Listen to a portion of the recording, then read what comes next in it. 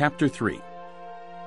Now, there was a man of the Pharisees named Nicodemus, a member of the Jewish ruling council. He came to Jesus at night and said, "Rabbi, we know you are a teacher who has come from God. For no one could perform the miraculous signs you are doing if God were not with him." In reply, Jesus declared, I tell you the truth, no one can see the kingdom of God unless he is born again.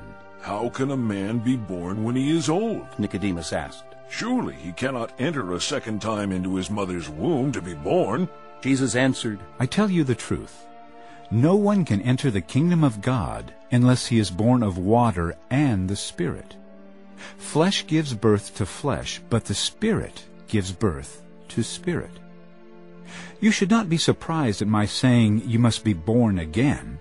The wind blows wherever it pleases. You hear its sound, but you cannot tell where it comes from or where it is going. So it is with everyone born of the Spirit. "How can this be?" Nicodemus asked. You are Israel's teacher, Said Jesus, and do you not understand these things? I tell you the truth. We speak of what we know, and we testify to what we have seen. But still you people do not accept our testimony. I have spoken to you of earthly things, and you do not believe. How then will you believe if I speak of heavenly things? No one has ever gone into heaven except the one who came from heaven, the Son of Man. Just as Moses lifted up the snake in the desert, so the Son of Man must be lifted up, that everyone who believes in him may have eternal life. For God so loved the world that he gave his one and only Son, that whoever believes in him shall not perish, but have eternal life. For God did not send his Son into the world to condemn the world, but to save the world through him. Whoever believes in him is not condemned. But whoever does not believe stands condemned already, because he has not believed in the name of God's one and only Son. This is the verdict. Light has come into the world, but men loved darkness instead of light because their deeds were evil. Everyone who does evil hates the light, and will not come into the light for fear that his deeds will be exposed. But whoever lives by the truth comes into the light, so that it may be seen plainly that what he has done has been done through God. After this, Jesus and his disciples went out into the Judean countryside, where he spent some time with them and baptized. Now, John also was baptizing at Enon near Salem, because there was plenty of water, and people were constantly coming to be baptized. This was before John was put in prison.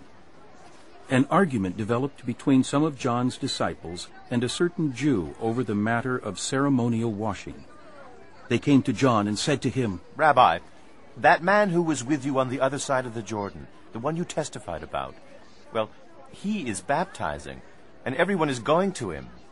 To this John replied, A man can receive only what is given him from heaven. You yourselves can testify that I said, I am not the Christ, but am sent ahead of him. The bride belongs to the bridegroom. The friend who attends the bridegroom waits and listens for him, and is full of joy when he hears the bridegroom's voice. That joy is mine, and it is now complete. He must become greater. I must become less. The one who comes from above is above all. The one who is from the earth belongs to the earth, and speaks as one from the earth. The one who comes from heaven is above all. He testifies to what he has seen and heard, but no one accepts his testimony. The man who has accepted it has certified that God is truthful.